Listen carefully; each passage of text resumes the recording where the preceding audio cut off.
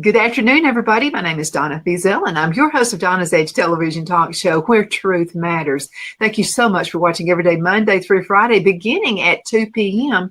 as I get to ride home with you in the afternoon along with my guests. You can find us on television, Abundant Television, found on Roku, Apple TV, and Amazon Fire. And don't forget the podcast on the Newscasters.com and to the radio station right here, WZLA. They're 92.9, the biggest country station in South Carolina. So we're really proud to be part of that as well. Want to thank everybody for making everything happen. Continue sending email, by the way, Donna at donnasedge.com. That's Donna at donnasedge.com. I treasure each email. You're not bothering me one bit.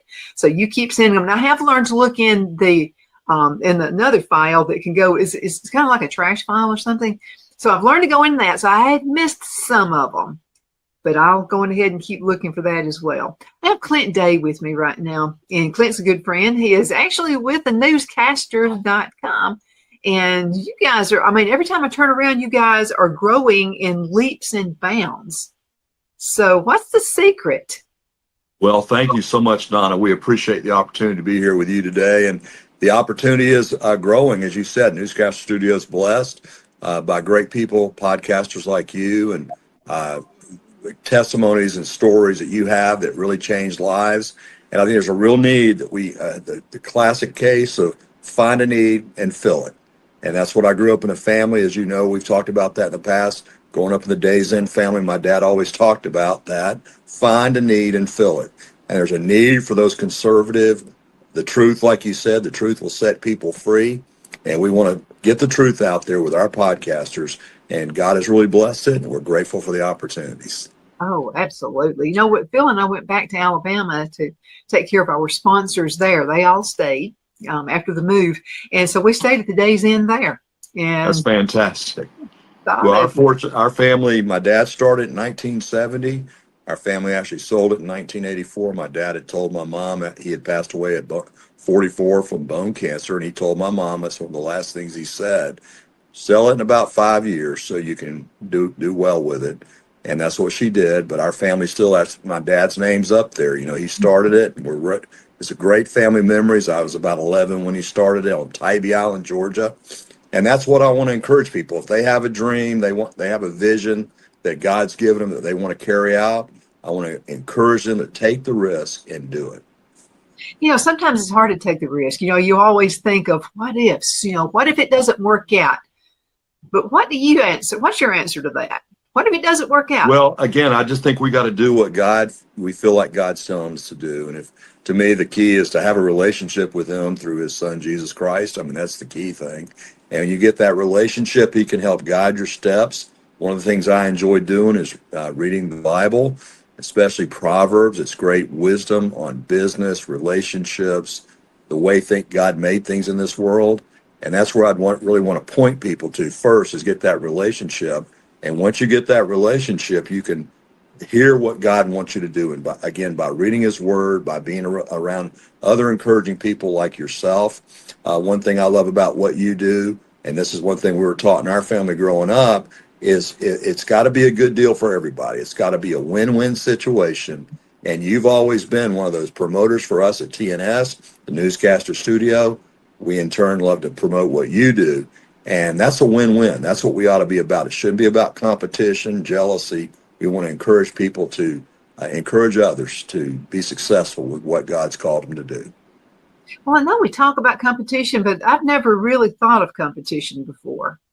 I just haven't. I've just thought, and I'll give you an idea. So I used to work corporate for GTE, and I worked with them for several years. I handled their government and corporate accounts, and my direct competitor was AT&T. And Jan with AT&T held the same position I did with AT&T, and we were competitors, but we were not competitors. So we were friends, and I found out it actually brought in more sales for me because I would question, this is back in the old days, back when the phone service was horrible in most areas. And I was in kind of a rural small town area. And so I knew and not to bash her or anything like that, but I knew where she had good service areas, just like I knew where my bad service areas were. So if I had a customer who said, well, this is where I'm at most of the time, I would say, oh, let me give you Jan's card. And that was the oddest thing, because I would do that. And so I had several would ask, don't you make a commission? And I would say, yeah, but you're not going to be happy, and you're going to tell everybody in the world that old Donna sent you, knew better, and set you up in an area where you have absolutely no service. And what would happen, as soon as we would get service, I kept those people in my ticker file. And as soon as we got service in the area they wanted, I would say, no, look, I'm not asking you to go away from AT&T. I'm just letting you know that I have that service area now. And I'm going to tell you, I would get that all the time. And so many times people think about what's in it for me now, when really they'd be thinking about the future. What's in it for me in the future? What are your thoughts about that? Well, you're totally right. I mean, I think obviously by doing that, by being honest with those customers, you are building future relationships, because again, they know somebody that's in the better area for your coverage, probably, maybe. And then, of course, I just think about even like my dad. I remember he knew the founder of Holiday Inn, and they became good friends. They were both people of great faith, and they were at a different price point, really, because of the way Dad developed Days Inn. And so I think it's really important, as you said, to be honest with those customers. And you may not get them this time, but you may get them the next time. And like you said, when you expanded coverage and you could cover their area, you were wise to have that file, their name on a file, and you could go back to them. And again, was your price point better? Your coverage the same? So those are things that can help draw those customers. And by being honest with them, they're gonna talk to other friends about you, and the fact that they want to encourage people to do business with you. Well, it's so simple. And so we had this guy from corporate to ride just to see how I was making all these sales. They wanted to see it. And I said, it's no secret, really. I said, any monkey can do what I do. I mean, all you do is take care of the customer. That has to be number one. But I saw the company heading in a different direction I didn't really like. And what they would do, I handled their problems. I didn't want them to call headquarters. I didn't want them to call customer service. Sure. I wanted them to call me. And so the guy comes in, he says, well, you're doing just a little bit too much of that. And I said, in what way? And he said, well, it takes up a lot of time. And I said, but you just said I'm making more sales than anybody. And so I said, I don't want to do that. And he said, I want you to try for a month to give your customers the customer service telephone number and let customer service handle them. Well, I didn't listen to him, and I did not do that. I just could not see it. We all want relationship, right? We all want relationship, right? Excuse me for interrupting there, but you're right. You took care of your customer. So many times we call corporate helplines, if you will, and they're really customer no service, right? You were given that customer service, and that's the difference in how you succeeded. And so it makes complete sense. When I call someone online, I want to make sure I've already established a relationship. Like, I have a problem with one of my scooters. There's a guy named Matthew that's trying to help me deal with it. Instead of calling and re-explaining the whole story, I'm always going to Matthew's extension. That's number 755. And I remember 755 because that's how many home runs Hank Aaron hit, right? So it's so funny how you remember things. But it was one of those things that I don't want to have to explain it every time. And half the time in customer no service, they don't even hardly speak English. They clearly don't know where you are. And that's a very frustrating thing for a lot of customers. So that relationship, that name of that person is so important. We know our names are the most important names we hear. I mean, obviously Jesus would be for me, of course, but our own names, as we know, is so important to have. Oh, absolutely. And I'm not bashing anybody from another country, but sometimes the communication is key. And sometimes I feel like they're not understanding exactly what I'm, then good old Southern English. Exactly. That even adds to it. But communication is key. We've got to know what our customers need. Yes, you're so right. And I think about communication. You and I were talking earlier about, kind of where our nation is. Yeah. And the lack of communication between our political parties, if you will. And, we know there's nothing new under the sun. We fought a civil war over this. We see countries around the world going through very difficult times. So there's nothing really new under the sun. But I wish our leaders, we know the word of God says in Proverbs 14:35. Righteousness exalts a nation, but sin is a reproach to all people. And so we need to be more about what can we do in communication to help the average American, with health care, with insurance needs, with getting the price of food down, with getting the price of energy down, and other things that we have in common. And I'm just keep praying and I want to encourage our elected officials to figure out where things we can agree on rather than always figure out ways to distract from accomplishing the goals that are best for the people. That's much better because and I feel the same way you do. I mean, you're right on point. Sometimes it's almost like a distraction to keep from answering the question. Why not just do it right? I mean, why not just listen to the people who voted you in and just go from there? I just don't get it. Absolutely. And then, of course, we got to do everything we can to communicate the right message.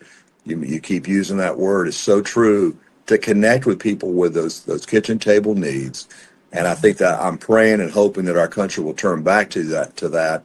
And also, I'm excited and encouraged by a lot of what President Trump is doing on the international basis. But I really am concerned about what's going on right here in America and our own family needs. And of course, we know that you can't control everything, and it doesn't happen overnight. It takes time and a system.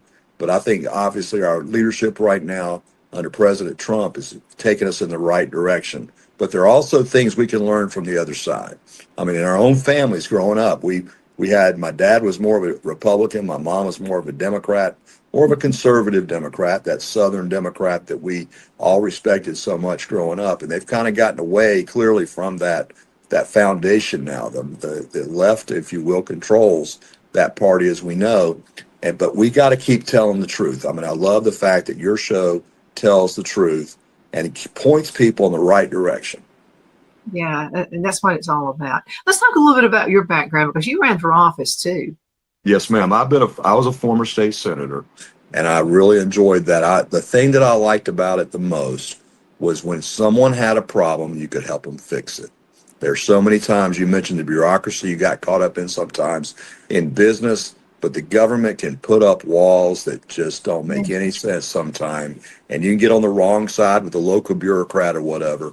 And so I was able to help a lot of people solve a lot of problems. I will admit, sometimes I chased rabbits that really the person I learned over time. Okay, if you want me to help you, send me a letter of what you want me to help so I can take your letter to the health department or whatever to help you get help. And half the time, the people wouldn't write the letter. So they wanted me to do the work. So that's important that we clearly articulate to those politicians, if you will. Then I ran for U.S. Senate in 96 when Sam Nunn retired from the U.S. Senate, a great Democrat leader, conservative Democrat leader back in the day in Georgia. And I came in third in that Republican primary. And a lot of times you got to run again. I ran for lieutenant governor in 98, got a very difficult runoff.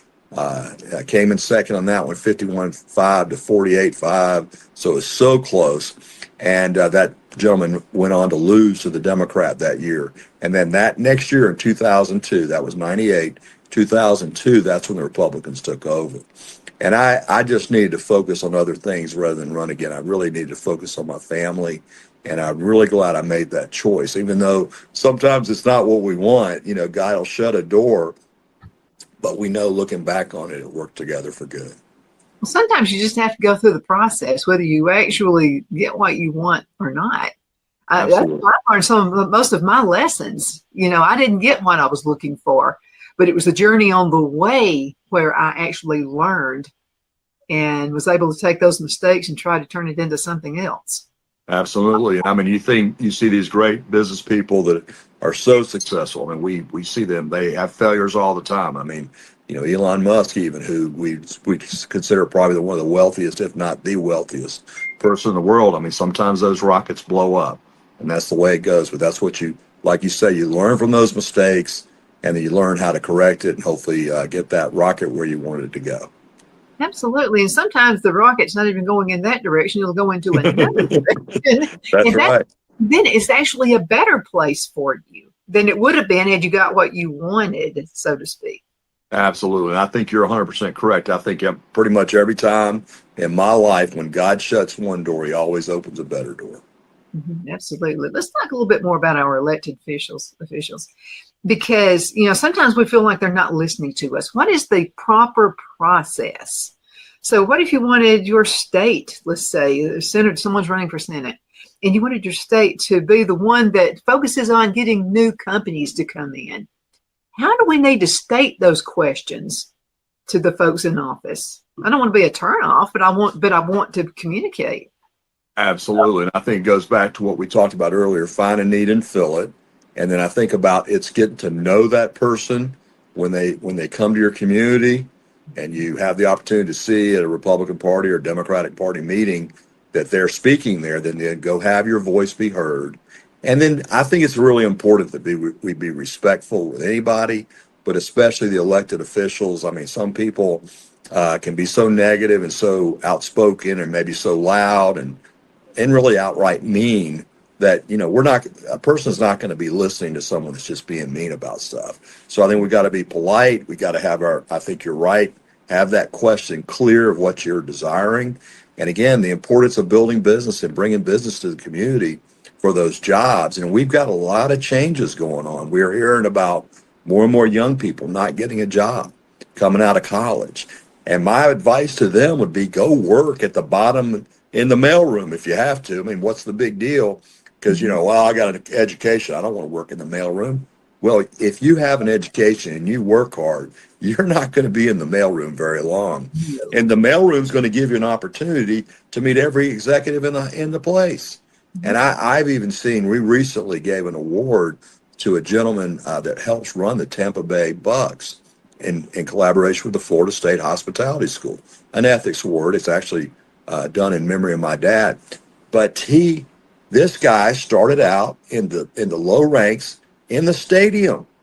Then he got his own business in the stadium, and the owners of the stadium of the Tampa Bay Bucks recognized his giftedness, and they brought him on to help run the Tampa Bay Bucks. So you don't ever know what opportunities are going to happen. His name is Brian Ford, an amazing man, amazing leader. But he didn't sit there and say, I want to be the president and the CEO of the Bucks and then just walk in with his resume. He started at the very bottom and worked his way up, got his own business in the stadium. They were so impressed with him and how he ran things when they were buying food from him that they brought him onto the company and to the team. And so that's what I would encourage people. If you're looking for an opportunity and there's a certain segment you like, I mean, he had no idea. He was in the hospitality business, but that's what the Bucks are about. They're about hospitality. They got to win, but the key is, how do we make the environment so friendly for the fans, make it so much fun, and then people. He takes care of his people, and I know that's a key that we got to do. Oh, absolutely. I've got a great testimonial for you. This is Phil's brother, Larry. So Larry owned several businesses and thought he wanted to retire, so he sold the businesses. And of course, that didn't last long. And Phil and I did the same thing. We've retired several different times. We just keep it. You got to stay busy and want to help people. And so Larry decided to go to work at McDonald's. And so we were all going, going to what? He'll be managed it in a week. For a while, Yes. For a while. But what he noticed about the workers there, and he just wanted to prove a point, and he proved a great point. So, he flipped burgers. But then he would also pick up the broom when they had a little bit of time. He would just do different things. Well, guess what? The guy who owned the franchise, of course, noticed that. And guess what? He wound up with a big shot position with McDonald's. That's amazing. In a short period. And he didn't even go in saying that's what he wanted to do. He just went in, I'm going to be the best burger flipper they've ever had, after this big, business he used to own. So he was flipping burgers. But he made such a great point. To start out at the bottom, you'll grow to the top if you'll just apply yourself. Absolutely. And again, I think, that's expectation. What's your expectation? You got to sometimes lower it and start where you need to start and then grow into the opportunity. And I think about my own son, who has struggled with certain opportunities in Nashville. but it's amazing because he got a degree in supply chain management. And naturally, you would go, okay, Nashville is going to be a great place for him. The opportunities didn't open up for him the way he wanted, so he got in the apartment business and, helping show people the apartments and show them, here's what you're going to have to live in, and this is the good parts of it. And here's some things, based on what you said, I know another complex that you may want to go to. And now it's opening up opportunity for him to get his real estate license, which is in our family. I mean, that's what we do in our careers. I mean, I'm a broker myself. I have used that license many ways. And of course, my dad was. And now he's God's opened up opportunities there to help people find apartments. And you just don't ever know what the path is going to be. I mean, he got basically a business degree, and then God opens that new door, that new opportunity. And I think about it, my dad actually developed a lot of apartments in Atlanta in the 60s, which gave him the opportunity to sell the business and then catapulted him into the Days Inn story in 1970. So, you never know what God's going to do, and you got to keep pursuing, keep plugging, keep going. And it's just like your brother-in-law, if you work hard, they're going to notice. And I grew up in the restaurant business too, in the hotel business. And we were always taught, if you got time to lean, you got time to clean, Oh. So you've heard that. And that's the same way he was learning from that in McDonald's. I'm caught up with the burgers. It's time to clean the station, clean up the floor, whatever. And that extra initiative will make you stand out. And I think about a story in John 2, which I taught on last week at our Bible study, and how Jesus' first miracle was turning water into wine. And he told the servants to fill the vases to the brim with water. And they did what he told them. Fill it to the brim. How many of us would say, okay, I got about 80%, that's good enough? I want to encourage people, fill it to the brim. When you borrow a tool, put it back where it belongs. When you borrow something, give it back in better condition than you took it. Use that as a philosophy. Fill it to the brim and do what God tells you to do, right? I mean, that's the bottom line. We can pray and obey and do. If God's leading you to do something, I want to encourage you to carry out the mission that he's assigned to you. How many people would say, that's not in my job title? Absolutely. I mean, you hear it all the time. I mean, get that initiative. Don't just sit around and expect other people to get things done. And I totally agree with you. And of course, I got three fingers pointing at myself. There are plenty of days when I kind of go, well, I'm good with that. I've accomplished that goal. But I want to encourage you, if you've got a dream, you've got a goal, you've got a desire to do something, then go out there and do it and be willing to take the risk. I mean, in today's corporate world, it's as risky to work for somebody and make X salary as it is to try to go do your own thing, if that's what you feel led to do. And it doesn't mean you just go give up your job and go do it, unless that's what God's saying. You can be doing your job while you massage a business idea too. You could be doing them both at the same time and be loyal to both of them.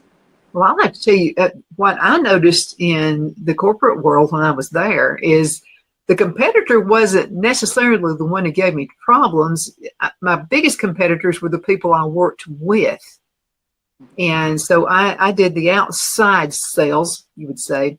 And my biggest competitor were the inside sales folks. And my boss kind of let that happen because they were actually, so I was paid more because I had to go out and get it and bring it in. Mm-hmm. And sometimes people would just come in, asking for me, and they would take the sale. And my boss let it happen because they were paid about a third of what I was being paid per sale. Sure. But I just let it go because, and then people would come back to me and say, did you get that sale? And I'd say, that's not important. Right. And, just send them straight to my cell phone and I'll take good care of them. That's very good. That's a way to do it. And I think that attitude is so key. And, I have a little sign down the hallway of where my kids' bedroom used to be. They're all grown up now, but the grandkids still come back and stay down that hallway. It says, attitude is everything. Oh. Attitude is everything. It reminds me every day that I look at it when I'm eating breakfast. It's, I look down that hallway and I see that sign above that hallway door, and it reminds me that I need to have a good attitude and maintain that good attitude and try to do the best I can to renew my mind, keep my focus on what God wants me to do, and I keep looking up, if you will. And I'm really a big believer in that. And I think again, I'm in a physical challenge. I'm in a wheelchair scooter type thing, and I can have a bad attitude about it, or I can have a good attitude. I can be grateful that I can drive a car with hand controls, or I can be upset that I can't drive a car with my feet. I mean, we have a choice, and we have to have a good attitude and maintain that attitude that is pleasing to God, and then trying to encourage people with what their goals are. Because you never know what somebody else down the street is having to go through. And if they see that you're a success at it, the same issue they're having, it gives them hope. And I feel like in this world right now, there's no hope. People are just fighting too much. And it starts in politics. Well, actually, it starts at home. But I'm just saying, in politics, with the people who are supposed to be serving us, sometimes we feel like they're not serving us. And yeah, that it can bring that. So what Phil and I do, we concentrate on Fiesel household. We got our act together, and I actually like having gardens and stuff like that anyway. So I'm not seeing an issue whatsoever. The hens are laying a lot of eggs. Yeah, oh boy, aren't they? I mean, even in the chilly weather, they're laying a lot of eggs. So anyway, you can do things. You don't want to rely on the government so far, and you want the right people in the government, but I think if we quit relying so much on the government, we might all be better off too. Amen. And I totally agree with that. And I think also it's important. You and Phil seem to have a good time with each other. You seem to have fun. And yes, it's work. He's helping you now, and it's work. And you got to do certain things, meet certain schedules. You've got your schedule pretty full, but you also have fun. My wife and I went down to FSU, Virginia Tech weekend last weekend. And she went down there because I had a bunch of fraternity brothers coming back together, people I hadn't seen in years, coming from Colorado and Ohio and different parts of Florida and Georgia. And but if I had to go see all 25 of these guys, it would take me years, right, to go to their houses, go to their cities. We were all coming together. And she was actually the only lady. I didn't realize no one else was bringing their wives. And she put up with it, was very, very good, kept a great attitude. But we had a blast, just talking to each other, encouraging each other, telling old stories. And we've got Thanksgiving coming up. We got opportunity to be thankful with our family. And yeah, everything's going to be perfect. But when you look around the room and you think about who's not here from last year or 2 years ago, and you think about eternity and where we're going, we have faith in Jesus. We know we're going to heaven. That is so important. But the key was, we just had fun. And sometimes we high-driven A-types, type Ds, whatever you want to call us, we sometimes don't know how to just laugh and have fun. And I want to encourage everybody out there, find a good comedian you can listen to and just laugh at. And then we've been watching Young Sheldon. I don't know if you've ever watched that. People are like, what are you talking about that? But it's about Sheldon growing up in a Texas town in the church. Mom goes to church. Dad's kind of half foot, half in and half out. And the whole dynamics of what it would be like. And obviously, it's just fun to laugh at the stories, and especially how you relate it to your own family. Because, I grew up in a Baptist church, and I can totally, in Atlanta area, North Atlanta, and you can just totally relate to them. But find something you can laugh at that's clean, that can encourage you and help you remember where you came from. Absolutely. Clint, we've got to go into a commercial break. We'll be right back in just a few minutes. Let's talk about the holidays coming up. Yes. I'm excited. We'll be right back. Queen City Used Car Sales has been serving drivers in the Northeast Alabama area for years with a quality selection of late model used cars, SUVs, and pickup trucks. On top of our extensive selection and competitive prices, we offer professional auto financing services for used car buyers of all credit levels. Whether you've just begun your search or you're ready to secure your next vehicle, at Twin City Used Car Sales, you will drive away with the vehicle of your dreams. The sales and finance staff at Twin City Used Car Sales looks forward to serving you, and you can apply for financing online before your visit to our used dealership in Gadsden, Alabama. Check us out on the web at twincityusedcars.com or go by our location at 901 First Avenue, Gadsden, Alabama. We sincerely look forward to serving you.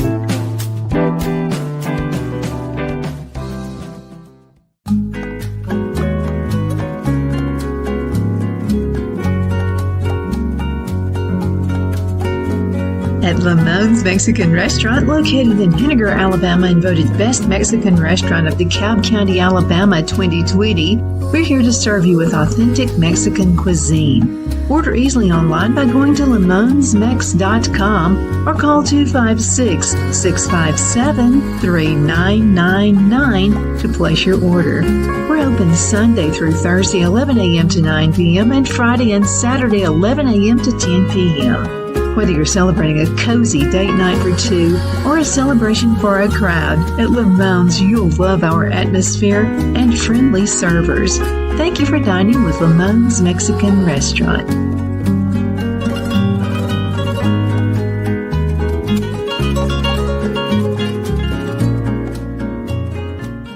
At Liberty Bank, we're all about community. Whether it's to help with a charity fundraiser or help families in need, toys at Christmas, or a local football team, we're here for you. You see, we realize the importance of family. Sometimes it's to build a new home or necessary home repairs. We're here for you. If you like the feel of a small town bank with all the conveniences of a big city bank, we're here to serve you. You will find us at any of our convenient locations in DeKalb, Marshall, Etowah, and Blount counties in North Alabama. You can call and speak with any of our friendly staff at 256-659-2175 or check us out on the web at libertybankal.com. And thank you for your support of our community. Member FDIC, Equal Housing Lender.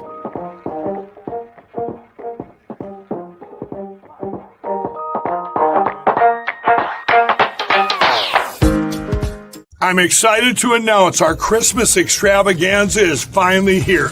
Get this season's flannel sheets for as low as $59.98. They won't last long, so get them while you can.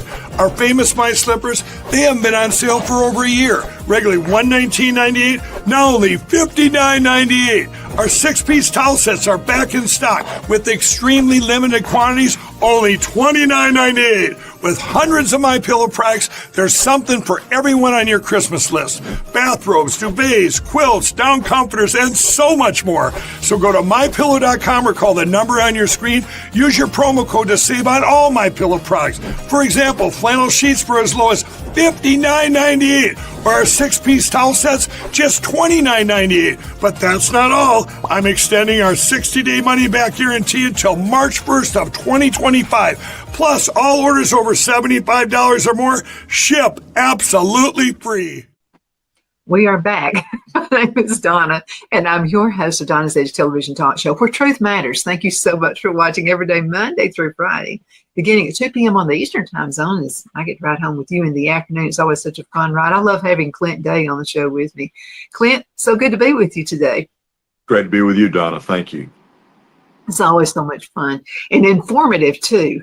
Absolutely. I was talking with a potential client, and he asked, he said, what's your show about? And I said, well, it's not about me. I said, believe me, not interesting enough. I said, I just happen to have awesome guests on the show. And I said, I want you to be one of them. And so hopefully we're going to be talking about tech jobs pretty soon right here on this show.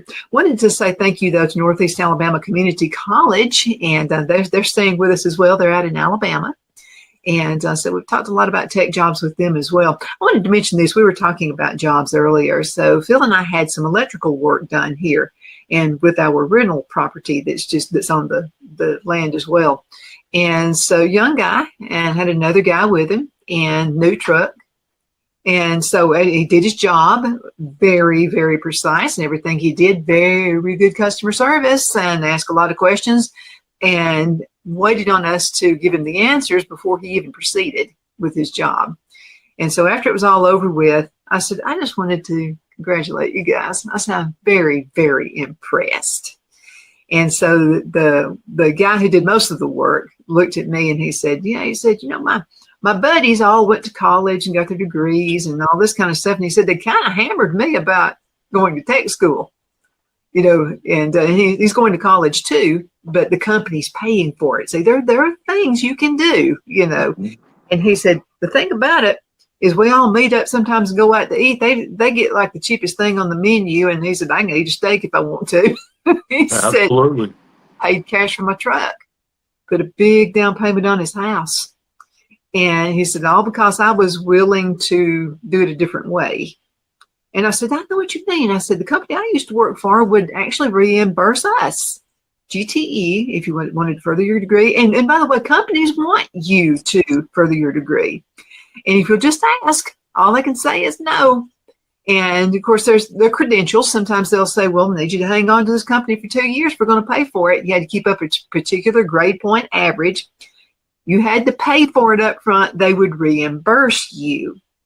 And so it's all in the way you look at things. Like you said, start at the bottom, and work your way up. Those make the best managers, by the way, the ones who know how to do the things out on the floor.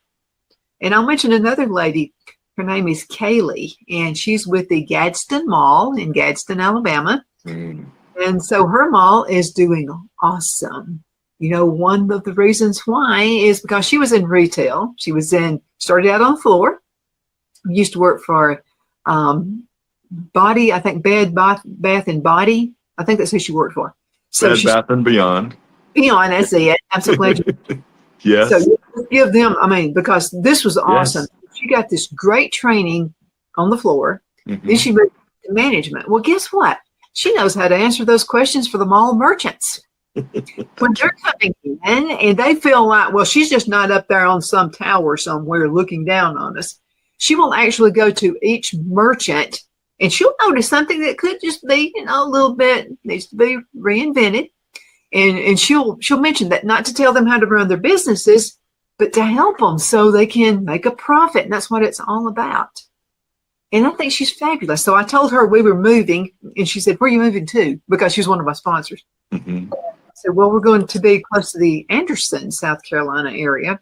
And she said, I have a mall there. So she grew up in the company. So now she covers several malls. So because of her and our friendship, I was able to already secure the Anderson Mall when we moved here.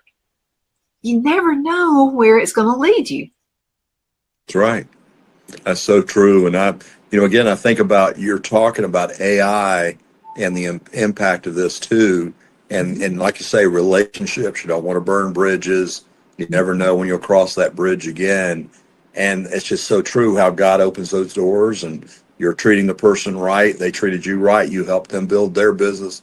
They help you build your business. And those relationships are so important. And I admire you for doing that. But you talked about AI and the opportunities it's going to create.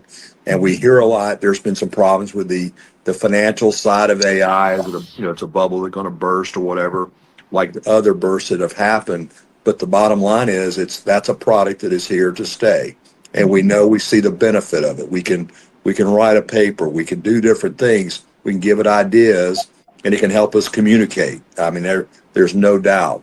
But obviously, there's nothing like the human mind to carry things out. And I have a program, as you know, Clint Day, Speak the Truth in Love, and we're on YouTube and radio and that type of thing. But one of the things I'm going to be talking to a gentleman about today is literally, he's a media guy at Jacksonville, literally talking about how he's going to develop a program with him as the experiment, if you will, that he'll be able to answer questions for future generations with his own type answers using AI. Now, that's kind of weird, and it can get off track if it's not done right.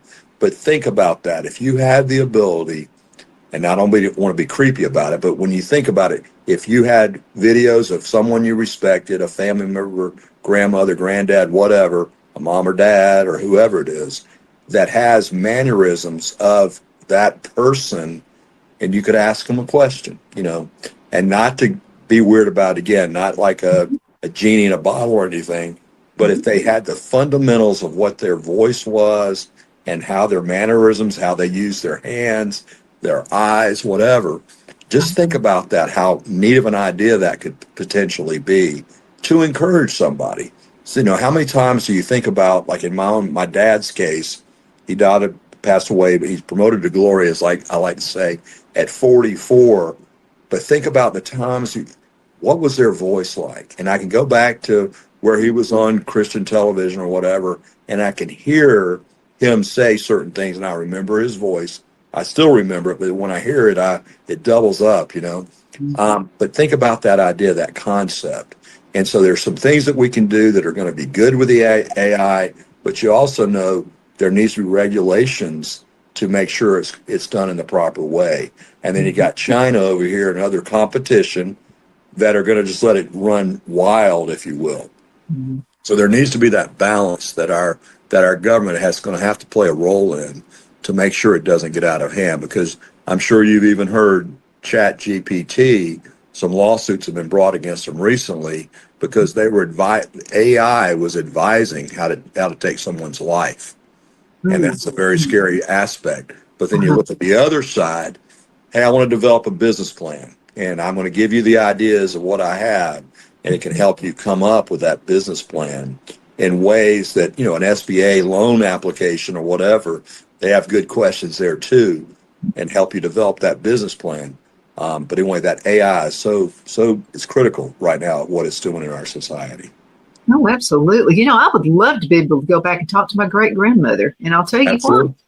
Because I'm an herbalist, and so I found out in recent years my great grandmother was an herbalist. Now her dad was a doctor.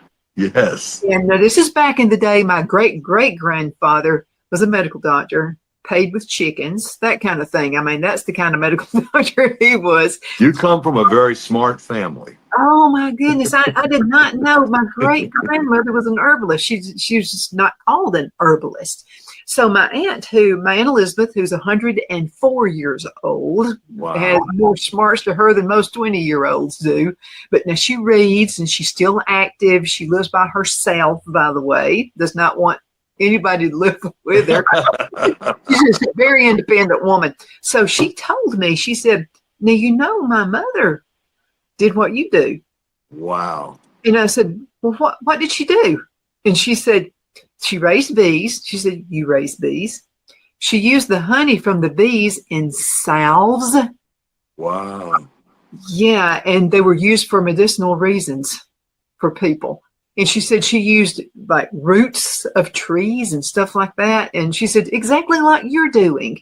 And I was thinking, man, I said, well, how did she do it? And she said, well, see, here I wasn't paying any attention, or I could be helping you right now. She said she just remembered that she would use the wax from the honey, sure, and it would harden the salve. And I said, that's exactly what I'm doing. And she said, I know. She said, I'm just telling you, it's in your blood. She said, it's in your blood. Instead of DNA, they always say it's in your blood. And she said, it's amazing that you've got that going on. Amen. Amen. I tell you, I think I love that. And I encourage you to make videos of what you do, mm-hmm, so you can pass it on. We recently went up to Michigan to see my wife's family, and I really felt led. Her dad is in his mid-70s, and I really felt led that we needed to go see her dad. And I can't explain it because we saw our mom a lot this summer. We didn't see her dad as much. And so we went up there, and when we were talking, he's a storyteller. He loves telling stories, great stories. And I'm like, do you mind if I record this on my phone, on my iPhone? And he had wisdom that, Sonia said, I mean, I've heard all these stories all my life, but I've never had recorded my dad saying these things.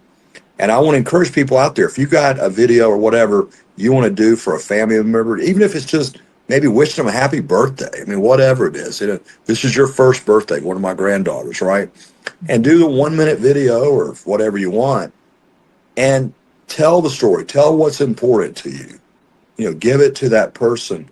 And like you just said, wouldn't you love to have a recording of your great grandmother or grandmother telling stories about her, raising things that help make you feel better or whatever it is. And so I think I just want to encourage people to do that. And that's one reason I'm interviewing this friend of mine, John, out of Jacksonville, about what his vision is for this. And again, the message that we want to pass on to future generations. And I'm amazed when we go back and look at where we came from, the legacy we lived. No, it's not perfect. We know people made mistakes, but they also did a lot of things right. And that's where we came from. Absolutely. And that's what it takes. I like to hear what somebody did wrong. Absolutely, totally right. Not at all. Yes. I want to know. So, and I don't mind telling my daughter-in-law stuff I did wrong. I mean, I love to cook. So when she and Brad were first married, she called me crying one time. And I said, "What did he do to you?" And she said, "Nothing." She said, "I burned the macaroni and cheese." And she said, "Brad told me that you're like the best cook and all this." And I had a talk with my son about that. And I said, "Don't ever say that again. You could turn me and her into enemies." I said, "Never say that again." So anyway, so we talked, and I said, "Do you think I was born knowing how to bake biscuits?" And then I said, "The first biscuits I made, I definitely remember this." I said, I was about 11. And so my brother said, "Hey, Mom and Dad, if a burglar comes in on us, we could kill him with these biscuits." I said, "They were already dropped." They were not good biscuits. Okay. And I said, "Those are things that you just learn, and you have to make a few mistakes along the way, and I could write a book. I mean, I could write a book on what not to do in every single thing I've ever done live. And it'd be a hit. I need to do that. Let's get a guy to help me do that, because I've definitely made a lot of mistakes, a lot. But if you learn from them, that's okay. I mean, learn. And you could tell me something 50 times and I wouldn't get it up here. But now if I make the mistake, I'm going to remember it. It's so true. And I mean, one of my favorite questions in the interviews I do is, what's the biggest setback that's ever happened in your life that helped you become the person you are today? And I think we all have those questions, right? And I would say for me, God's allowed a lot of things in my life. I mean, my father passed away at 44, being told I had a muscle disease. And by the time I'm in my mid-30s, I'd be in a wheelchair full time, which I defied till my mid-50s. And then, a fraternity brother writing a letter saying, "Hey, I can tell you're not happy. If I was you, I would turn it around." And March 7th, 1981, God setting me free of a drug addiction and then turning my life around. But I would also say the biggest setback that ever happened in my life that helped me be who I am today was going through a difficult divorce. And they're all difficult. No matter what anybody says. I mean, we're friendly, we're nice to each other. Yeah, maybe you are, and that's good. But it's very, very difficult. But God's allowed that to bring me to where I am in the relationship I am. And He's restored what the locust has stolen, right? So we're going to have those setbacks, but I love a quote I've heard in the past: a setback is a setup for a comeback. And I just love that statement. And we know that God's word's clear. Romans 8:28, it says that all things work together for good that are called according to His purpose. And I remember the first time I heard that, my mom had been in a plane crash off the southern coast of Chile, getting ready to go to a cruise in Antarctica. My Aunt Pat was killed in that plane crash, one of my mom's best friend and a business associate. And I remember as a young man, she came back and said, Romans 8:28 is going to work together for good. And I'm sitting there going, how in the world is that going to work together for good? I don't understand that, Mom. I do not understand that. And but that's what happened. I mean, one of my other aunts became a committed Christian, and she'd pretty much kind of been agnostic before that. We saw all sorts of people's lives that were changed by the stories and the testimony of my aunt, and the lady that worked for our family, and the lady that was my mom's friend. All sorts of ripple effect of that were very, very positive, even though it was very, very hard to go through that. And so that's what we got to keep focusing on. We know we've had this setback, but what's God going to do to make it better? And again, it goes back to that attitude. Am I going to have a bad attitude about this? Or am I trying to focus on how is this going to work together for my good? It's amazing how it does that. I mean, you hear all sorts of stories, tragedy, whatever, but where's your trust going to be? Is it in yourself, another person, the government? That's not going to work. That's going to be temporary. But we got to keep, in my view, trusting God to take care of it and work it together for our good. Well, I know I'm going to sound ancient when I say this. So I remember back in the 70s, Jimmy Carter was president. And I remember the interest rates. You remember how high those interest rates were back in those days? And I'm hearing young folks now talk about, interest rates being what they are now. Correct.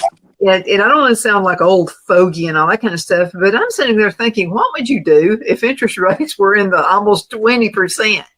I mean, they were heading in that area right there. But there's a way you can overcome that. And so my son and daughter-in-law, I told you about them. They got a mortgage for 30 years. Now, prior to that, he had bought a mobile home and he was going to college, and he rented out 2 of the rooms, 2 of his college buddies. So they were making that payment, plus he was putting money back. Well, when he and Larissa got married, they lived in the mobile home for a while. Then they were able to use that money to apply for a pretty decent down payment on a townhouse. And so they set a goal. I was nervous about them saying 30 years, but I didn't say anything. I was like, they got to figure this out on their own. And so we didn't say anything. And then he said, we've got a goal set. And I said, what's the goal? He said, we're going to have this paid off before our 10th wedding anniversary. Wow. I said, good. And he said, well, we're going to make the house payment, and then we're going to put Larissa's whole check into this house payment. We think we can have it paid off in less than 10 years. And they did it, but they stuck to it. And I'm glad I didn't put my nosy mouth into it. I'm glad that it worked out like it did, because when you do the amortization and figure it out, they did come out better doing the 30-year loan than they would have if they'd done a 10 or a 20-year loan. Mm-hmm. So it worked out in better numbers for them. The money they saved on interest alone was over $100,000. Yes. Kids need to understand. I say kids, anybody that's younger 60 and under is kid to me. But I would just like people to know that you can pay more of a house payment. If you've got one of those high interest loans, pay more. And there's some things you can't do. You can't get fake nails. You can't get your eyelashes done. You can't do certain things anymore. Stop with the tattoos. Put that money into your house payment. You'll save so much money. It won't matter what the interest rate is.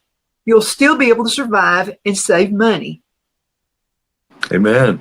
Well, you sound like Dave Ramsey there. Pay that mortgage off quicker and make those extra payments. Take a 30-year loan and turn it by making one extra payment a year toward the principal. It'll pay it off in 15, 16 years. It'll take a 30-year mortgage, turn it into 15, 16. And I totally agree with that. Again, once you're out of debt, it is so freeing. And pay those credit cards off every month. Don't pay the minimum payments. Pay it all off because it's 20%. I used to kind of joke around with my kids. $1 a day for 40 years, okay? Growing at 10% a year is almost $200,000. $1 a day. So take $5, pack of cigarettes, whatever. 40 years at 10% annually is almost $1 million.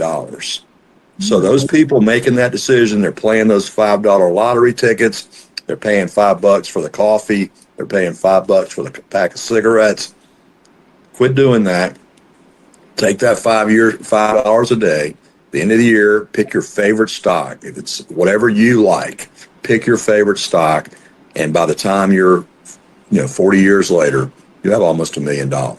And how much of a sacrifice is $5 a day? I mean, I don't go to Starbucks. First of all, I don't like their corporate mission. Yeah, but I absolutely know that just a little bit every day can make a difference in a life. Oh, it's huge. It's such a huge difference. Just little habits that you have. Yeah. And I like my own coffee because I like it pretty strong. And me too. I do the same thing. It's going to make it strong enough for and I also know it's fresh. I just made it. And I'm so ridiculous about it. I buy my own green beans and I roast them, and I don't feel like I'm That's amazing. No, it's easy. It's like one of the easiest things you can ever do. You can get the roasters, and you do it in the oven, you're going to have smoke alarms are going to go off and all that. But if you'll buy your own little roaster, they cost somewhere around $50, and buy your own roaster, and it gets that filler off as well. Oh, yeah. Wow. Yeah, and it's pure taste. I mean, it's better than any Starbucks. It's better than anything. And you got a good, fresh cup of coffee. I mean, it's like the best. I think it's time. We've got about 3 minutes left in this segment. But I wanted to mention one thing. You talked about the compound interest and the going up. My granddad had his own country version of it, and I have to tell you what his country, and it made a huge impact in my life. So he had cattle and pigs and chickens and all this kind of stuff. That's where I get my love of animals. I love animals, but they're pets with me though. I couldn't eat one of them, so that's the problem. So anyway, he said, did you know that when you have a baby calf, if you pick that baby calf up once a day until it grows into a cow, you'll be able to actually lift a cow? Yes. How's that possible? He said, well, you'll be building your muscles up and you could lift a cow virtually. Mm-hmm. I never tried it, but it makes sense. I never had a cow. But it does make sense that it's just eating that elephant one bite at a time. I mean, just lifting a calf and then just every day doing it, that'd be a good workout for some of these football players. So that's a brilliant idea, and it's just true. You're right. A little bit at a time and that gradual growth. And I agree. It's amazing the power of interest growing. I mean, you can think about $1, and if you take the rule of 72 says take that $1 and divide it by 72, what interest rate you pick. Let's just say you pick 10%. 72 divided by 10 is 7.2 years. So if you have $1 and it grows 10% a year, and in 7.2 years you'll have $2. That is the power of compounding. That's the importance of those small investments you can make in companies that you believe in. Maybe again, go back to the type of your Apple, or probably not GM nowadays, but some type of growth business because of that opportunity. And everybody goes, well, wait a minute, how do we know it's going to grow 10%? Historically, the stock market, for example, you're buying into an existing company. Again, I'm not a stock advisor. I'm not telling anybody to think about it and pray about it, figure out where God wants you to do it. But those small incremental investments will grow to bigger things later. But the very same is true. You spend that $5 on that cup of coffee, you're going to lose that opportunity for that to grow. Now, granted, I want people to have fun. If you want to play golf, I mean, go have fun and exercise and enjoy life, but also be thinking about, what am I investing in? Who am I investing in? Who am I spending time? And we've always heard quality time, but we also know spending time with your family, it's not just quality time, it's quantity time. So who are you investing in? Who's investing in you? Because the people you hang out with influence us beyond what we know. Absolutely. Clint, thank you so much for being with me today. It's always so informative and always so much fun as well. And thank you guys so much for watching. It's so important. Continue sending email of love on Donna@DonnasEdge.com, Donna@DonnasEdge.com. Gonna have to call it a day. Clint, hang around so I can get you set up for December. Okay? Yes, ma'am. Thank you. I'll see you guys later. Take care. Are you ready? We all wonder what tomorrow will bring, but the future lays itself at the feet of the prepared and surrenders to the will of the persistent. It's not easy, but today shapes you so you can shape tomorrow. With Northeast Alabama Community College, when the future asks if you're ready, you can answer. Yes. Begin your future at Northeast Alabama Community College.